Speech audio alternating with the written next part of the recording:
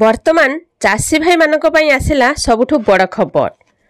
तेरे वर्तमान कृषक मानक आर्थिक दृष्टि सशक्त एवं शक्तिशाली करने पई अनेक शक्तिशाली योजना चली जार लाभ मध्य भूमि स्तर में देखा मिलुछि। तेरे सबुठु बड़ कथा है कि जदि आपण एक क्षुद्र कृषक तेरे वर्तमान आपण मानक पई बड़ खबर आसी। प्रधानमंत्री किसान सम्मान निधि योजनार किस्ती परिमाण वृद्धि करा जायछि। मोदी सरकार द्वारा यह होछि बड़ घोषणा करा जायछि। तेबे आसंतु देखिबा कोन रहिछि संपूर्ण खबर। वीडियो को लाइक करंतु, चैनल को नुआ आस्थिले चैनल को सब्सक्राइब करी पाखर थिबा घंटी चिन्ह को दबाई ऑल सिलेक्ट करनियंतु। तेबे 18तम किस्तीर परिमाण वृद्धि करा जाउछि। एथर पूर्ण बजेट रे सरकार एक बड़ निष्पत्ति नेबे। केंद्र सरकार द्वारा प्रधानमंत्री किसान सम्मान निधि योजना अधीन रे किस्ती परिमाण सीधा सड़क 2000 रु 4000 टंका को वृद्धि करा जिवो, जहाँ एक बड़ उपहार बोली कहाजिवो। तेबे किस्ती परिमाण 2 गुण वृद्धि करा जिवो।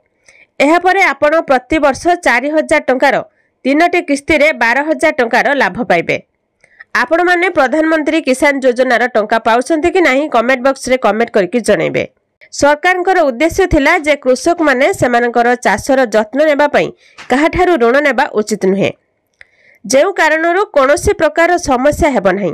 प्राय 12 कोटी परिवार वर्धित किस्तीर लाभ पाइबे बोली कहा जाउछि।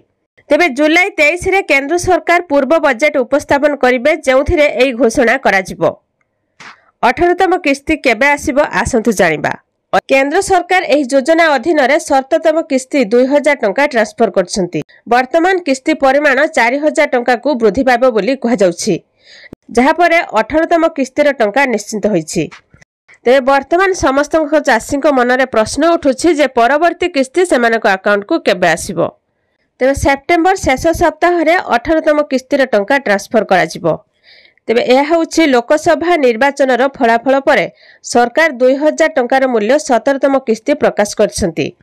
सरकार प्रति 4 मास रे चाषी को अकाउंट को जमा करा जाउछि, जहाकि प्रत्येक चाषी को 2000 टंका बदल रे एथर 4000 टंकार किस्ती आसीबो। 18तम किस्तीर टंका 4000 टंका को वृद्धि करा जाउछि।